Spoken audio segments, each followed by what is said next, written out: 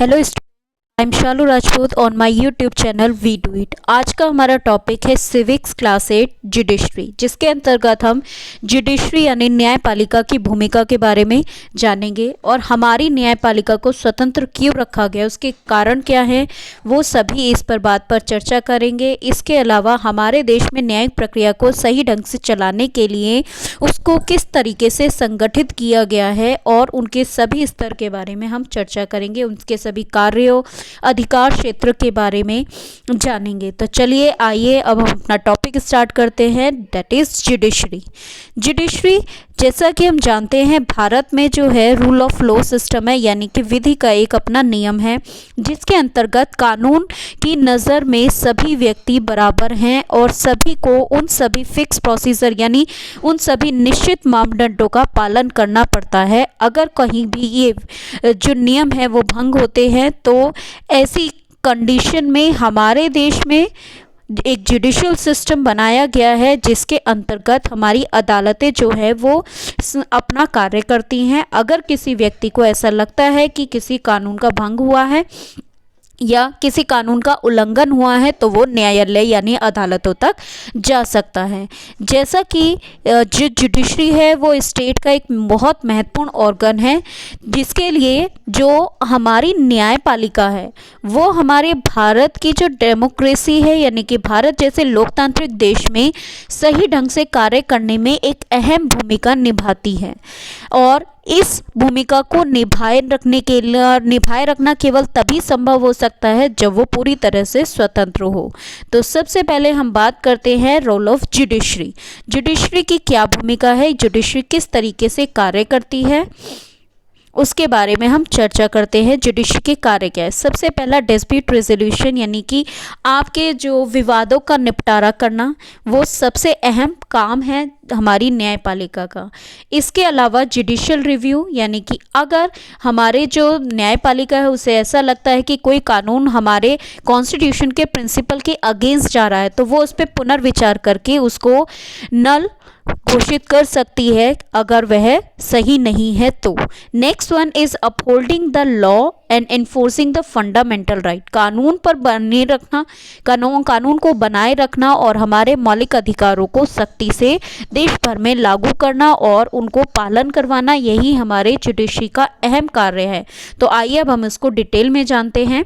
Role of judiciary, सबसे पहला कि हमारा डिस्प्यूट रेजोल्यूशन। हमारा जो जुडिशियल सिस्टम है वो विवादों का निपटारा करने में मदद करता है। किस प्रकार से, अगर वह निपटारा किन्हीं व्यक्तियों के बीच में होता है या फिर अगर यह विवाद किसी नागरिक और सरकार के मध्य है या फिर किसी दो राज्य सरकारों के मध्य है या फिर हमारी केंद्र सरकार और राज्य सरकार के मध्य है, तो उन सब पर उन सभी विवादों को निपटारा करने में हमारी जुडिशरी जो है वो अहम भूमिका निभाती है। Next one is judicial review. जैसा कि मैंने अभी आपको बताया कि अब हमारी जो जुडिशरी है वो हमारे संविधान की एक फाइनल इंटरप्रेटर है, जिसके अंतर्गत अगर उसके पास ये पावर है कि अगर कोई भी कानून या फिर कोई भी ऐसा एक्शन जो हमारी सरकार के द्वारा उठाया जा रहा है जो कि पूरी तरह से गलत है, अगेंस्ट है हमारे कॉन्स्टिट्यूशन के, तो वो उसे कैंसिल कर सकती है अगर वो हमारे संविधान को वॉयलेट यानी उल्लंघित कर रहा है, संविधान के नियमों का पालन नहीं कर रहा है। Next one, upholding the laws and enforcing the fundamental right.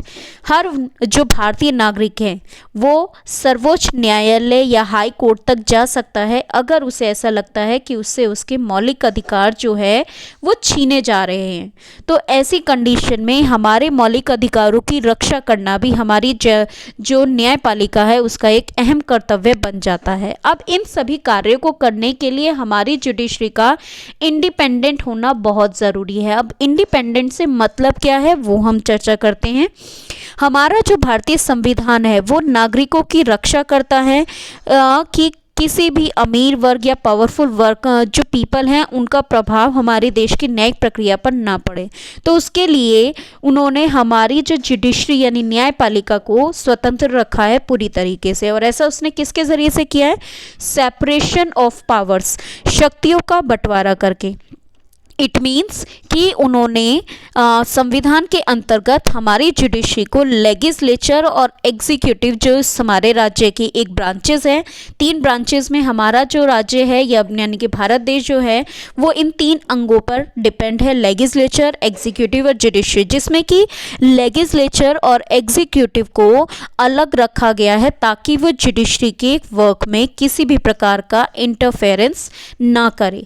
ये जो कोर्ट है वो सरकार के अधीन नहीं है और वो ना ही उनके बिहाफ से यानी कि उनके स्तर से काम करती है। इसी कारण और इसको हम डिटेल में किस तरीके से कह सकते हैं कि हम ये बात कैसे कह सकते हैं कि हमारी जुडिशरी पूरी तरह से स्वतंत्र है, तो उसका एक एग्जाम्पल है कि हमारी जो जजेस हैं उनकी नियुक्ति में किसी भी पॉलिटिकल पार्टी का कोई भी हस्तक्षेप नहीं होता है। नेक्स्ट वन, वो किसी भी तरीके से फाइनेंशियली पूरी तरीके से एग्जीक्यूटिव या लेगिस्लेचर पर डिपेंड नहीं करती है, और जजेस का जो रिटायरमेंट होता है उनकी एक एज फिक्स है जिसके ज़रिए से उन्हें अपने परमानेंट स्टेटस की सिक्योरिटी रहती है। इस बिहाफ पर भी हम कह सकते हैं कि जुडिशरी जो है वो पूरी तरह से इंडिपेंडेंट है।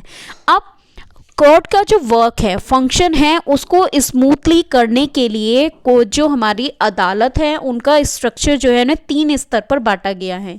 वो 3 स्तर क्या है हमारे, ये supreme court, high court and lower court. Lower court is lower level, यानी सबसे निचली अदालत हमारी लोअर कोर्ट, जिसे आप सबऑर्डिनेट कोर्ट के नाम से भी जानते हैं। और नेक्स्ट वन उससे ऊपर है हाई कोर्ट, जो कि स्टेट में सबसे हाईएस्ट कोर्ट होती है। And next one is supreme court, जो कि हमारी सबसे उच्चतम अदालत है भारत की, जिसे हम एपेक्स कोर्ट ऑफ इंडिया भी कहते हैं, यानी कि इसके बाद और कहीं भी अपील नहीं की जा सकती है। यही फाइनल जो डिसीजन होता है सुप्रीम कोर्ट का, वही फाइनल डिसीजन माना जाता है। अब हम इसको और डिटेल में देखते हैं। सुप्रीम कोर्ट जो कि हमारी सबसे हाईएस्ट कोर्ट होती है और जिसे कि एपेक्स कोर्ट के नाम से भी जाना जाता है, और इसके डिसीजन को पूरा फाइनल डिसीजन माना जाता है। Next one is high court. High court जो है वो हाईएस्ट जो कोर्ट है, लेकिन इन स्टेट, हाईएस्ट इन स्टेट में सबसे हाईएस्ट होती है। अब इसके बाद जो निचली अदालतें हैं, जिसमें कि हमें लोअर कोर्ट कहते हैं, जो कि सबऑर्डिनेट कोर्ट है, उन्हें भी 2 तरह से डिवाइड किया गया, मेट्रोपॉलिटन कोर्ट और district and session court. Metropolitan court एक तरीके से हम कह सकते हैं कि अर्बन एरियाज में जो अदालतें हैं उन्हें मेट्रोपॉलिटन कोर्ट कहते हैं, जो इसमें कि 2 तरह के केसेस जो है हियर्ड किए जाते हैं, एक तो सिविल केसेस और एक क्रिमिनल केसेस। अब इनमें भी केसेस के टाइप के आधार पर इनको डिवाइड किया गया, city civil court and court of smaller causes. इनके आधार पर अलग अलग अदालतें बनी हुई हैं, और इसी बिहाफ पर क्रिमिनल केसेस को भी इन 3 तरह की कोर्ट्स में डिसाइड किया जाता है। एक तो सेशन कोर्ट या सेशन जज के नाम से जानी जाती है। Next one chief metropolitan court या चीफ मेट्रोपॉलिटन जजेस के नाम से। Next one is metropolitan magistrate court या फिर metropolitan magistrate first class court के नाम से जाना जाता है। ये सब डिपेंड करता है कि हमारी केस किस बिहाफ पर है। इसी तरीके से जो रूरल एरियाज है वहाँ पर डिस्ट्रिक्ट एंड सेशन कोर्ट होता है, वहां पर भी 2 तरह के केसेस हमारे सुने जाते हैं, पहला सिविल केस और दूसरा क्रिमिनल केस। सिविल केसेस, अब इनमें भी केसेस के डिपेंड पर आधारित होता है कि एक तो है मुंशिफ कोर्ट, ठीक है, नेक्स्ट वन है प्रिंसिपल जूनियर सिविल जज court, next one subordinate court या सीनियर सिविल जज, और नेक्स्ट वन है डिस्ट्रिक्ट कोर्ट और डिस्ट्रिक्ट जज। और जहां पर क्रिमिनल केसेस सुने की हियरिंग होती है और अपील की जाती है वो हैं आपके सेशन कोर्ट या सेशन जज। नेक्स्ट वन है जुडिशियल मजिस्ट्रेट कोर्ट या फर्स्ट क्लास, और नेक्स्ट वन है judicial magistrate court second class. तो ये सभी डिपेंड करते हैं कि हमारे केसेस किस बिहाफ पर हैं। ये तो हमारा structure of courts in India कि भारत में जो स्ट्रक्चर है वो किस प्रकार से डिवाइडेड है अदालतों का। तो अब हम सबसे पहले बात करते हैं सुप्रीम कोर्ट ऑफ इंडिया के बारे में, जो कि हमारी इंडिया की सबसे हाईएस्ट कोर्ट है, और इसके फैसले जो होते हैं वो फाइनल डिसीजन होते हैं और जिसको पूरे देश को मानना पड़ता है। इसका जो हेड क्वार्टर है वो हमारे दिल्ली में इस्टेब्लिश है। सुप्रीम कोर्ट को जो है वो सबसे पहले जो है तकरीबन शुरुआत हुई थी इसकी 1958 में। जब इसकी पूरी तरह से स्ट्रक्चर, वैसे तो ये 1937 से 50 के टाइम में इसके बारे में डिस्कशन चल रहा था, लेकिन इसकी जो फर्स्ट बेंच थी वो पहली बार 1958 में हियरिंग हुई थी सुप्रीम कोर्ट की। कंपोजिशन ऑफ सुप्रीम कोर्ट, यानी सुप्रीम कोर्ट में जो जजेस हैं वो की संख्या कितनी है, उसमें किस तरीके से फंक्शन होता है, वो सभी हम चर्चा करते हैं।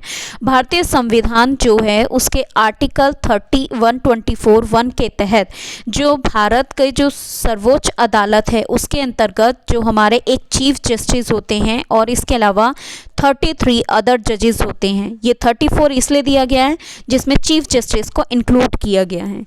इनकी क्वालिफिकेशन की बात करें, यानी कि इट मीन्स कि एक सुप्रीम कोर्ट के जज बनने के लिए हमें क्या क्या चीज़ें होनी चाहिए, यानी कि अगर हमें एक सुप्रीम कोर्ट का जो जज यानी न्यायाधिकारी बनना है तो हमें क्या बनना होगा। एक तो हम भारत के नागरिक होने चाहिए, इसके अलावा 10 साल का हमारे पास वकालत का एक्सपीरियंस होना चाहिए, जिसके आधार पर हम क्या बन सकते हैं, एक सुप्रीम कोर्ट के जज बन सकते हैं। और सुप्रीम कोर्ट के जज का जो रिटायरमेंट एज होती है वो तकरीबन 65 ईयर्स होती है।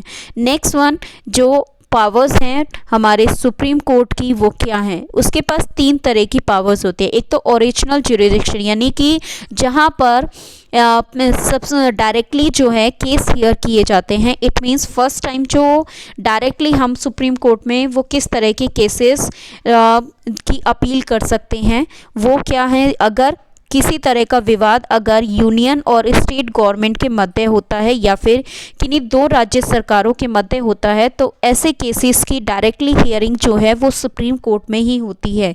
या फिर सरकार या किसी व्यक्ति के द्वारा संविधान के किसी नियम या जो कानून है संविधान के द्वारा बनाए गए जो भी नियम कानून है उसका उल्लंघन होता है, या फिर इसके अलावा अगर हमारे फंडामेंटल राइट का उल्लंघन होता है तो ऐसी स्थिति में सुप्रीम कोर्ट के पास अधिकार है कि वो डायरेक्टली ऐसे केसेस को अपने अंडर ले। नेक्स्ट वन है एपेलेट ज्यूरिसडिक्शन, जिसका अर्थ क्या है कि मींस अपील करना, यानी सुप्रीम कोर्ट के पास हाई कोर्ट का अगर जजमेंट के खिलाफ जाना है, यानी कि अगर कोई व्यक्ति हाई कोर्ट के फैसले से सहमत नहीं है तो वो उसके खिलाफ अपील कर सकता है सुप्रीम कोर्ट में जाकर। तो इस प्रकार से जो अपील करने का जो न्यायाधिक क्षेत्र है, अधिकार क्षेत्र है, वो हमारी सुप्रीम कोर्ट के पास है हाई कोर्ट के फैसले के विपरीत जाकर।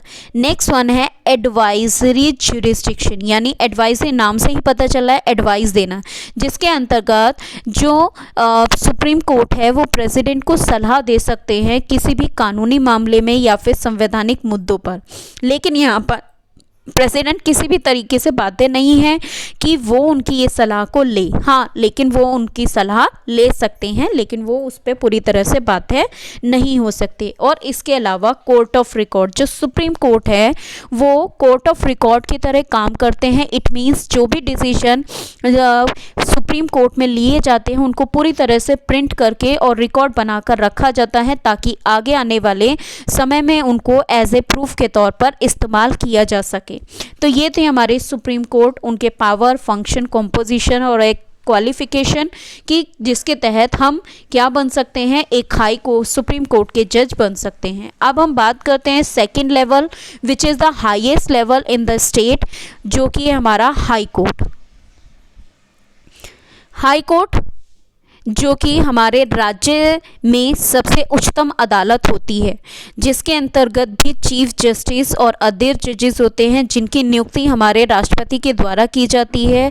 और किसकी सलाह पर की जाती है, सुप्रीम कोर्ट के चीफ जस्टिस, और बाद में अदर जजेस की जो नियुक्ति की जाती है वो सुप्रीम कोर्ट के चीफ जस्टिस, हमारे राज्यपाल उस संबंधित राज्य के, और इसके अलावा chief justice of high court वो भी रिलेटेड स्टेट से, उनके द्वारा इन जजेस की नियुक्ति की जाती है, लेकिन इनकी जो संख्या है वो डिसाइड होती है उस स्टेट के साइज़ पर, कि उस स्टेट का साइज़ क्या है, उसके आधार पर हाई कोर्ट के जो जजेस की संख्या है वो डिपेंड करती है। और जैसा कि मैंने बताया, उनकी अपॉइंटमेंट कौन करता है, हमारे राष्ट्रपति करते हैं।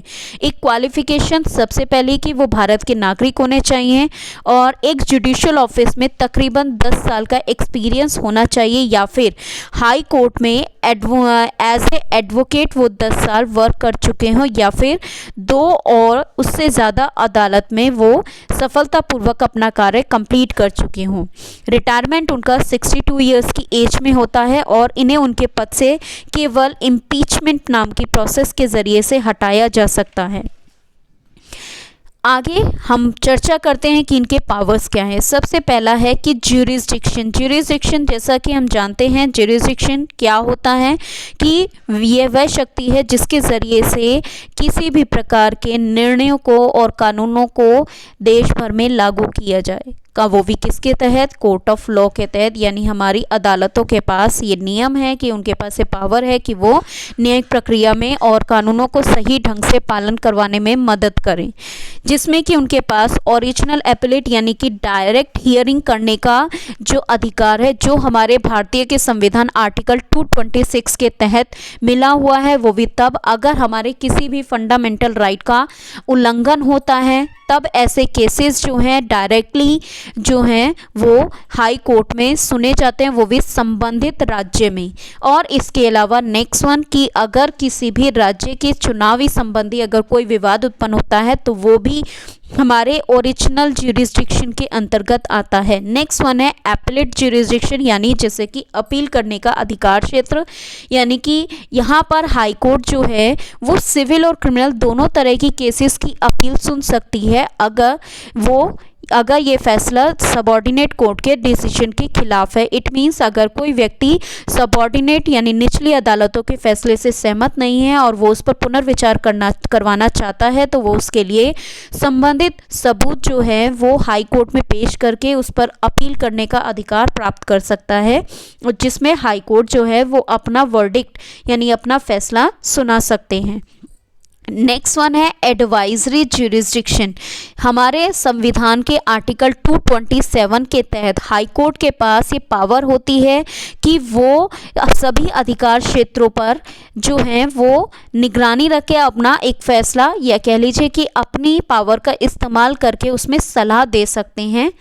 इसके अलावा आर्टिकल 28 के तहत वो निचली अदालतों के कार्यों को भी सुपरवाइज कर सकते हैं, जिसके अंतर्गत उनके पास जुडिशियल रिव्यू करने का अधिकार भी होता है, जैसा कि हमारी सुप्रीम कोर्ट के पास है कि अगर वो ये देखती है कि हमारे किसी भी एक ऐसे लॉस का या कोई भी ऐसे अधिकारों का हनन हो रहा है जो हमारे संविधान के द्वारा दिए गए हैं, तो वो ऐसे कानूनों को क्या कर सकती है, दोबारा से उस पर पुनर्विचार करके उसे पूरी तरह से भंग भी कर सकती है। रिवाइज से यानी कि एक तरीके से दोबारा से पुनर्विचार करना, ये उसी के तहत आता है।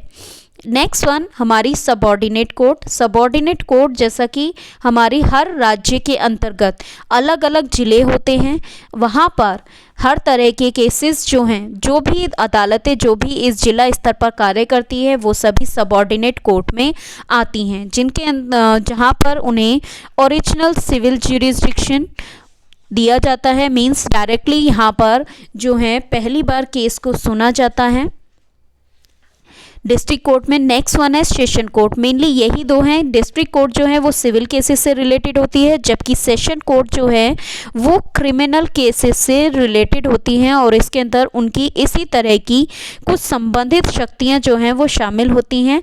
इसके अलावा court of specific original jurisdiction are, जैसा कि मैंने अभी आपको प्रीवियस उसमें स्ट्रक्चर ऑफ कोर्ट में बताया था, सिविल जज और जुडिशियल मजिस्ट्रेट और स्मॉलर कॉजेस कोर्ट्स और कॉजेस ऑफ मेट्रोपॉलिटन मजिस्ट्रेट, ये सभी तरह की जो कुछ विशेषाधिकार संबंधित अदालतें होती है जहाँ पे उनके केसेस से संबंधित हियरिंग की जाती है। तो ये आपकी सबऑर्डिनेट कोर्ट है। इसमें न्याय पंचायत और लोक अदालत, जैसे लोक अदालत नहीं, न्याय पंचायत और revenue court it means munsif court, इस तरह के केसेस भी सुने जाते हैं जो कि आपके डिस्ट्रिक्ट कोर्ट के अंतर्गत आते हैं।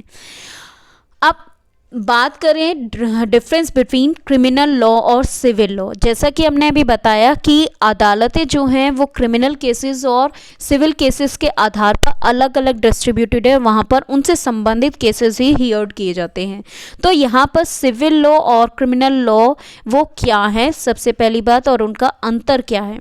तो सबसे पहली बात क्रिमिनल लॉ, जैसा कि नाम से है कि क्रिमिनल लॉ के अंतर्गत वो सभी कार्यों को डिफाइन किया जाता है जिसके अंतर्गत कानूनों का उल्लंघन किया हो, जैसे कि चोरी हुई, डॉरी, मर्डर, ये सभी केसेस हमारे क्रिमिनल लॉ के अंतर्गत आते हैं।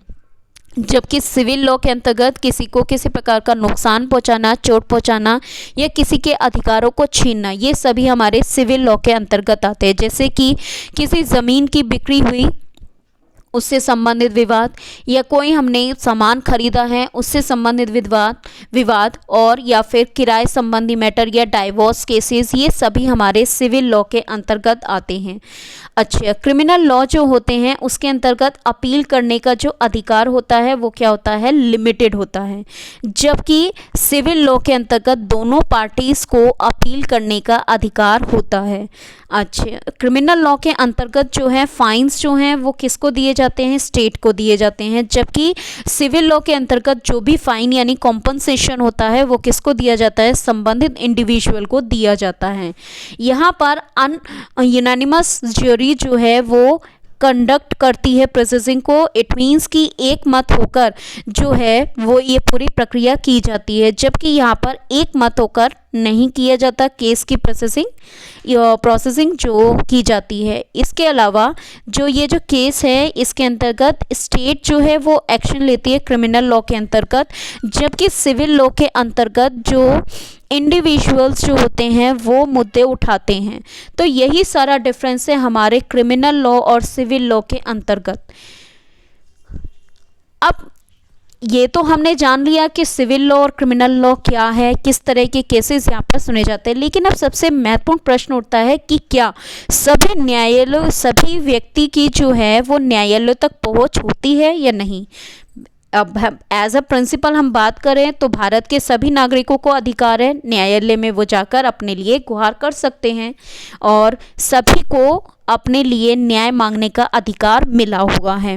और न्यायालय इस चीज़ में अहम भूमिका निभाती है कि वो हमारे फंडामेंटल राइट्स को प्रोटेक्ट करे। अगर किसी भी नागरिक को ऐसा लगता है कि उसके अधिकारों को छीना जा रहा है तो वो न्याय के लिए जो है कोर्ट तक जा सकते हैं। लेकिन कभी कभार ऐसा होता है, लेकिन वास्तविकता में कहें कि एक्सेस टू कोर्ट जो है वो सभी के लिए, जो हमारे देश में गरीब लोग बहुत ज़्यादा हैं, उनकी संख्या बहुत ज़्यादा है, तो इसलिए अदालत तक की जो पहुंच है वो सभी के लिए बहुत मुश्किल है, जिसमें कि और कानूनी प्रक्रिया में काफ़ी ज़्यादा धन और पेपर वर्क होता है। और पुअर पर्सन, जैसे कि कुछ लोग ऐसे भी होते हैं जो पढ़ना लिखना भी नहीं जानते और जिनकी फाइनेंशियल कंडीशन इतनी नहीं अच्छी होती कि वो न्यायालय तक जाकर अपने लिए न्याय की मांग कर सके। तो ऐसी सिचुएशन की या ऐसी समस्या का निपटारा करने के लिए हमारे भारत की जो सर्वोच्च अदालत है उसने पिल यानी